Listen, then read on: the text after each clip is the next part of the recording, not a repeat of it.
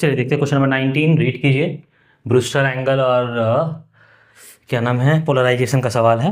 बोल रहा है when an unpolarised light falls at a particular angle on a glass plate. Diagram बना लेते हैं। एक हमारा ग्लास प्लेट है, इस पर कौन जा रहा है? अनपोलराइज्ड लाइट जा रहा है। ये अनपोलराइज्ड लाइट है। परपेंडिकुलर बना देते हैं, नॉर्मल बना देते हैं। दो काम होगा इसका, एक रिफ्लेक्टेड रे चला जाएगा और एक रिफ्रैक्टेड रे चला जाएगा। ये सीधा नहीं चला गया ना, सीधा ना हो जाए। आपको समझ में आएगा दोनों एंगल सेम नहीं है। हम बेसिकली ब्रूस्टर एंगल को ख्याल में रखते हुए बना रहे हैं। चलो ठीक है,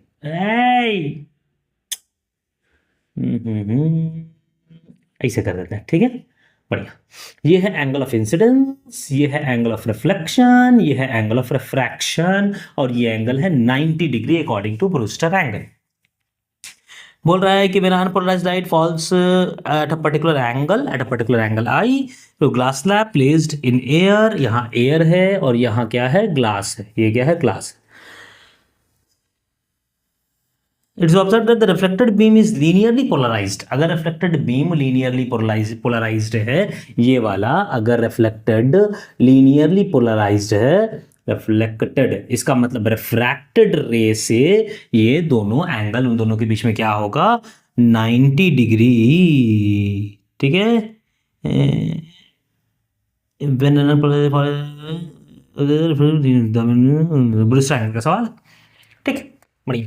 आइए, कुछ डेटा भी दिया हुआ, उसको यूज करेंगे हम लोग, ठीक है। हमको निकालना क्या है पहले ये तो देख लें। निकालना क्या है? बोल रहा है the angle of refracted beam with respect to normal. R बोल रहा है, कैपिटल आर बोल रहा है अपने को निकालने के लिए। आइए देखते हैं क्या कैसे किया जाएगा। आर निकालना है, कुछ दिया हुआ नहीं, सिर्फ ये सब चीजें दी हुई है। तो हम जानते हैं I is equal to R. Reflection, laws of reflection के लिए angle of incidence is equal to angle of reflection. It means I is equal to R. पहला ये चीज मिल गया।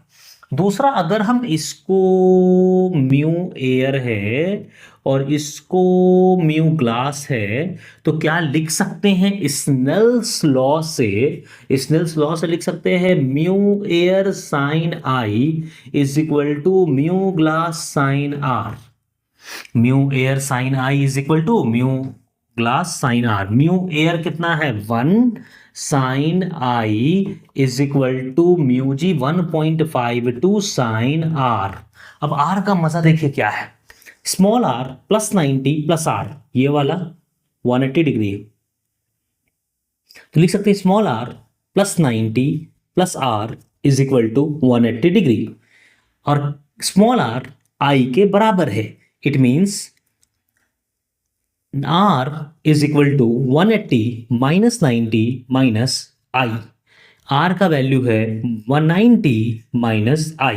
मतलब R की जगह हम पुट कर सकते हैं 1.52 into sine 90 minus I. Sine 90 minus theta cos theta, तो 1.52 कॉस थीटा कॉस आई और यहाँ है साइन आई। अच्छा, इसीलिए tan 1.52 दिया हुआ है। मतलब tan i is equal to 1.52 जो कि दे रखा है 57.7 डिग्री। 57.7 डिग्री, यहाँ से मेरा i का वैल्यू आ गया।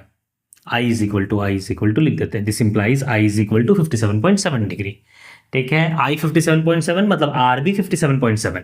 R की वैल्यू भी आ गई 57.7। अब तो निकल गया R plus 90 plus R plus 90 plus R is equal to 180।